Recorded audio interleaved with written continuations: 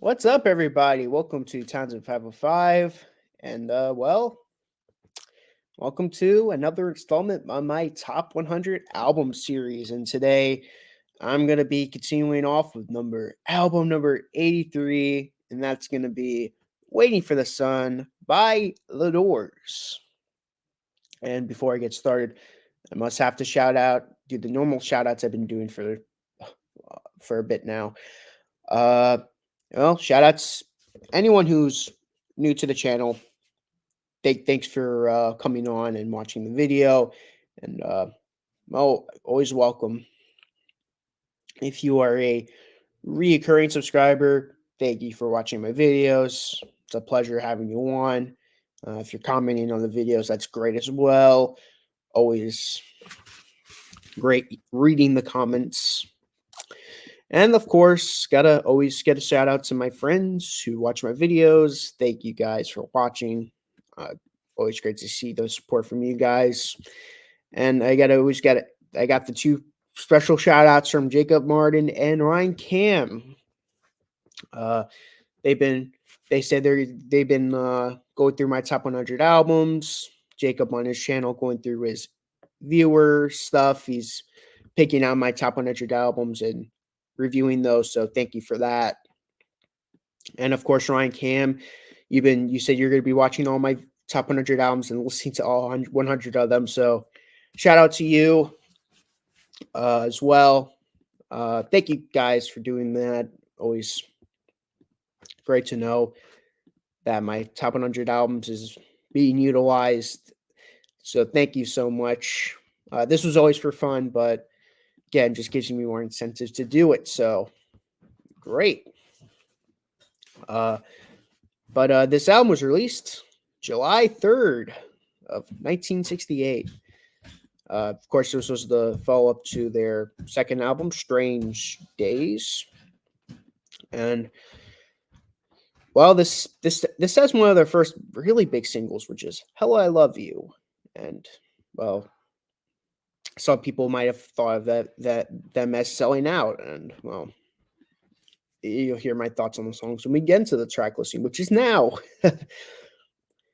Yeah, first track on the album, "Hello, I Love You." This is not a sellout track. Yeah, it's a pop song, but that doesn't mean it's a sellout track. It's a fun pop song. Hello, I love you. Won't you tell me your name? Hello, I love you. Won't you let me jump in your game? Fun song, and it's always been a song that I've really enjoyed. Hello, I love you. Great song. Love Street.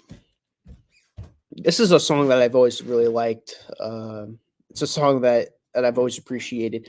She lives on Love Street, lingers down on Love Street. Extremely underrated song. I don't think many people really talk about the song, and it's like probably one of the catchiest songs in their discography. So there's that. Not to Touch the Earth.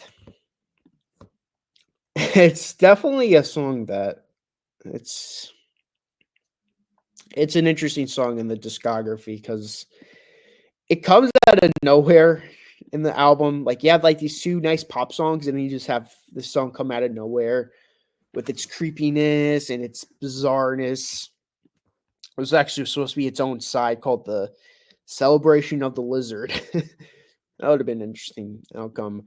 Uh, I'm glad they never did that because that would have been too much for me. It would have been too much. I love Not to Touch the Earth. I love the end where it's like, "I am the Lizard King."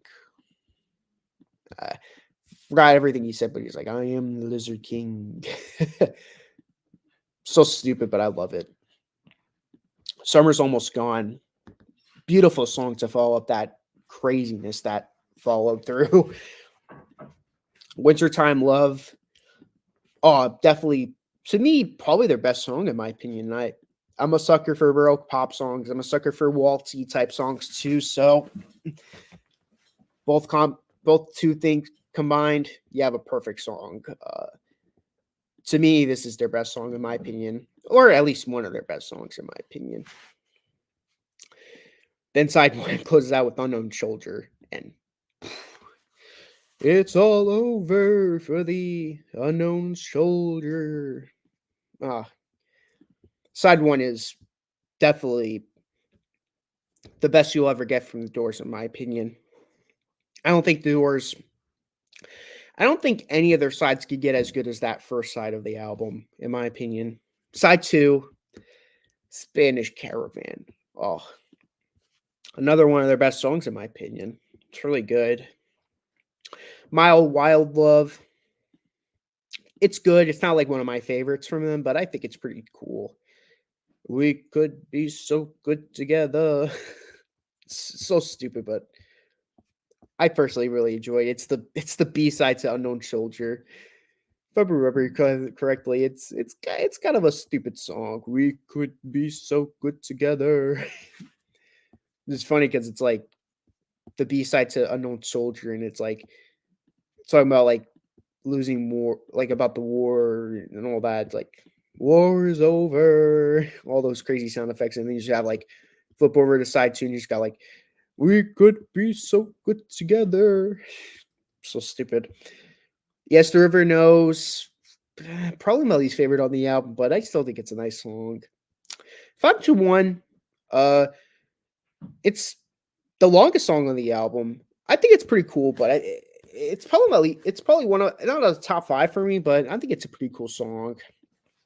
Uh, it's the third album, but this is the first because their first two albums close out on 11, well, not 11, but 10 plus minute tracks.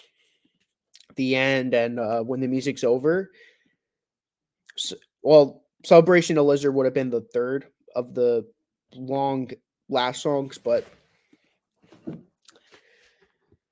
it's definitely interesting that this is the first album that doesn't have like a 10 plus minute track. And to me, that's interesting about that. I know of their six albums, four of their six albums with Jim Morrison, there's like a 10 plus minute track or a longer song to end the album. I know the next album, Soft Parade, has Soft Parade, which is like 8 minutes long, but the first two albums and their last album with Jim Morrison have like 10 plus minute. If I'm remember correctly, I think Riders of the Storm is 10 minutes long. Not 10 minutes.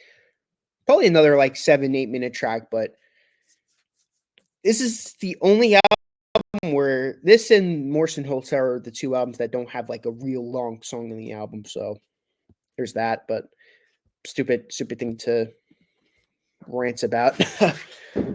Okay, top five songs. So top five songs. This was probably the hardest one to make because there's just so many great songs on this album to choose from. I know my number one and my number two were those are probably the easiest to pick from, but number five, that was the hardest one to come up with because it's like, which songs am I going to keep? Which songs am I going to not keep? But sometimes you just got to make those hard decisions. Number five, I'm going to have to go with Unknown Soldier.